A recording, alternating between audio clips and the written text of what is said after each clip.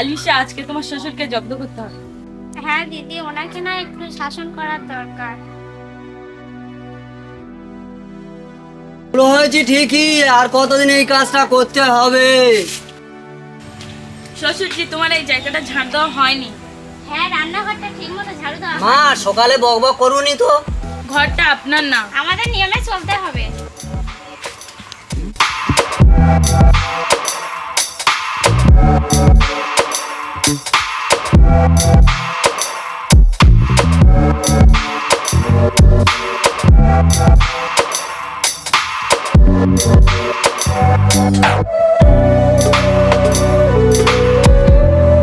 তোমরা দুজনে এখানে এসো। তোমার বাবা ঠিক মতো কাজ করছে না। ওনাকে শাসন করো। সহজেরাম পরে বলছি। মায়া বলছে তুমি নাকি ঠিকঠাক মতন কাজ করতে পারছো না। আলিশা বলে যে তুমি নাকি ওনাদের কথা শোনো না। বাবা, কাজ করছি দেখতে পাচ্ছ না? দেখলেন তো, আবার নাটক শুরু হয়ে গেল। এভাবে চললেই তো আমরা আর থাকতে পারবো না। বাবা, আমার কথা বিচার হচ্ছে না। আপনি একটু সাবধানে থাকবেন।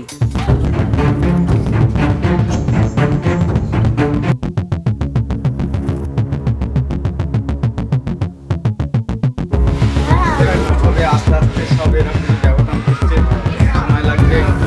আপনি কি বলতে যাচ্ছেন? যেতে চাচ্ছি আর কি। ওখান থেকে রাস্তাটা অনেক খারাপ হয়ে আছে, আপনাদেরকে বললাম যে ওই রাস্তাটা কন্ট্যাক্ট নিয়ে সারিয়ে দেবেন, ঠিক আছে? আপনি কি বলছেন?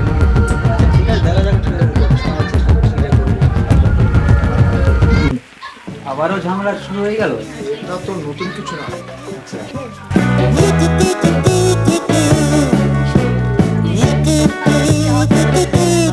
প্রধান সাহেব, পাড়ায় ওই দুই বউ তো খবরের কাগজ।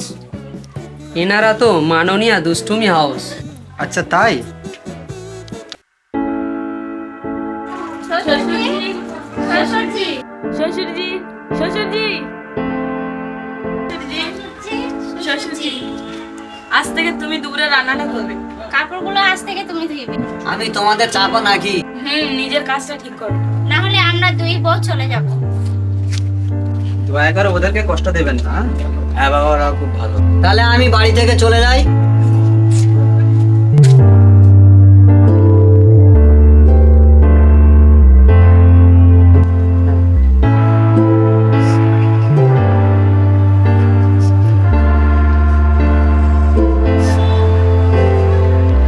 দুই বইয়ের জন্য দুই ছেলে অন্ধ। আমি মরে গেলে কেউ খেয়াল রাখবে না।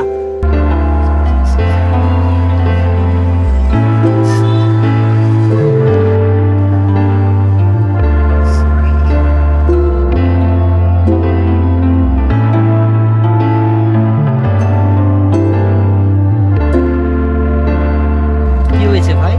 আরে শান্তি নেই প্রধান সাহেব, দুই বউ যা বলে দুই ছাওয়াল মানে। চিন্তা করবেন না, আমি তো আছি। সত্য কখনো লুকায় না। ঠিক একদিন বেরিয়ে আস, শুধুমাত্র সময়ের অপেক্ষা। আপনি সময়ের অপেক্ষা করুন, ঠিক হয়ে যাবে, ঠিক আছে?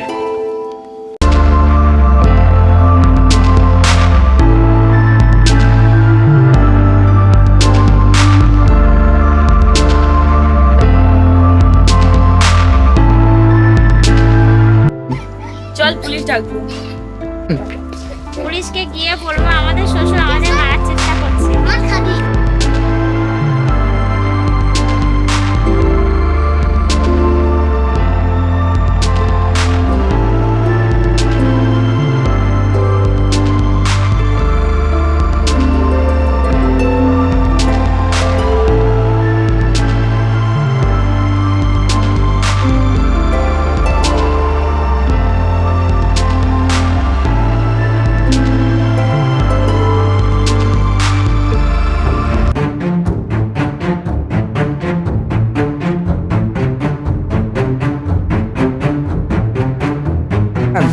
দাঁড়ুন।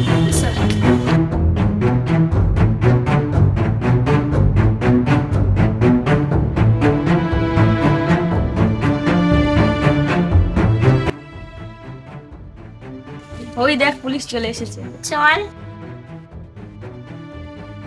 পুলিশ পুলিশ এখানে কেন? ওই ডাকেন আপনার শ্বশুরকে। পুলিশ পুলিশ মশাই, উনি আমাদেরকে ক্ষতি করতে চেয়েছেন। উনি আমাদেরকে মারতে চেয়েছেন। পুলিশ বাবু জিজ্ঞেস করুন, আমি ওসব কিছু জানি না। জানেন কি না জানেন, থানায় চলেন বুঝতে পারবেন। অফিসার, অ্যারেস্ট হিম।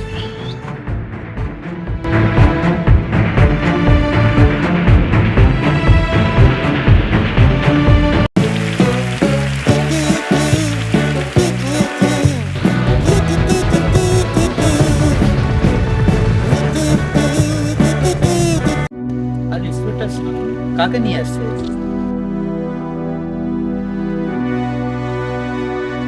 ইন্সপেক্টর সামিম। বলেন প্রধান সাহেব। কি করেছে ইনি? বউদের উপরে মানসিক নির্যাতন করছে। আচ্ছা, তোমার কাছে কোনো কি প্রমাণ আছে? না। তাহলে এর থেকে উনি কেমন ব্যক্তি সেটা আমি ভালোভাবে জানি। তা চলো ওনাদের বাড়ির ধারে গিয়ে দেখবো, ক্যামেরা লাগানো আছে, দেখে তারপর তুমি প্রমাণ পেয়ে যাবে কেমন মানুষ। ঠিক আছে, আজকে উনি আমাদের কাছে রইলো, আগামীকাল গিয়ে চেক করে দেখবো। ঠিক আছে, ওনাকে খেয়াল রাখবেন, তবে ঠিক আছে, না যেন কোনো অসুবিধা হয়। ওকে, ঠিক আছে।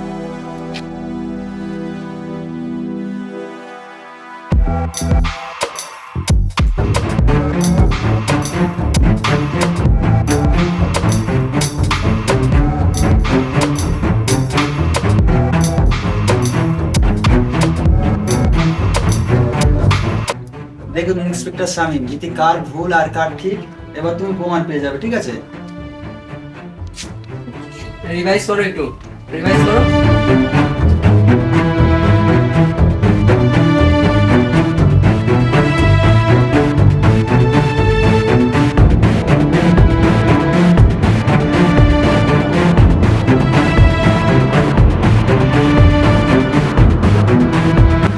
আরে বাহ, নিজেরাই দোষ করেছেন, অন্যের উপরে দোষ চাপিয়ে দিয়েছেন।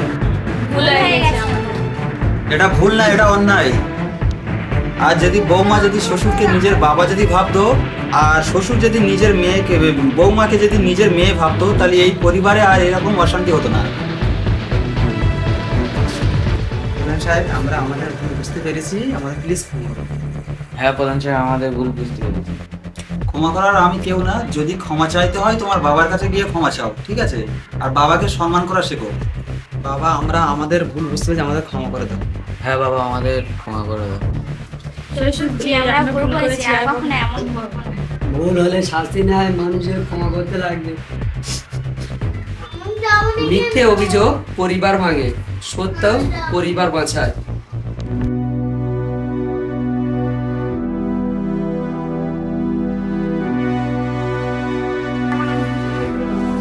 বাবা, আজ থেকে তুমি কাজ করবে না। আর রাতে যদি কাশের ঘুম ভাঙে তাহলে পুলিশ ডাকবো। তোমরা কি আমার এত অপছন্দ করো? কাজ করলে মানুষ বলবে আমরা অত্যাচার করি। তোর চাকরির আমার সাজানোর মতন দায়িত্বশীল না। আমার উঠোন বাবা এখনো পরিষ্কার করেনি। তাহলে তোর স্বামী কি দরকার? রোজ ঝগড়া করে। তোর সাজান কি রাজপুত্র নাকি? ওই দেখো ওদের ঝামেলা হচ্ছে। এই দেখো বাবা রোজ ঝামেলা করে। জীবন বড় অদ্ভুত, দুটো ছেলে রক্ত ঘাম ঢেলে বড় করলাম, আজ আমার কথা শোনার মানুষ নাই, আমার ঘরে অতিথি আমি হয়ে গেলাম।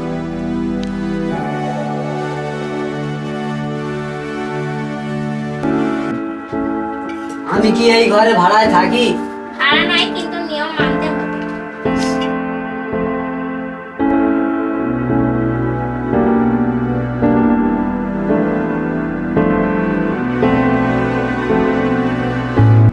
যে ঘরে বাপ মার সম্মান থাকে না, সেই ঘরে অশান্তি হয়।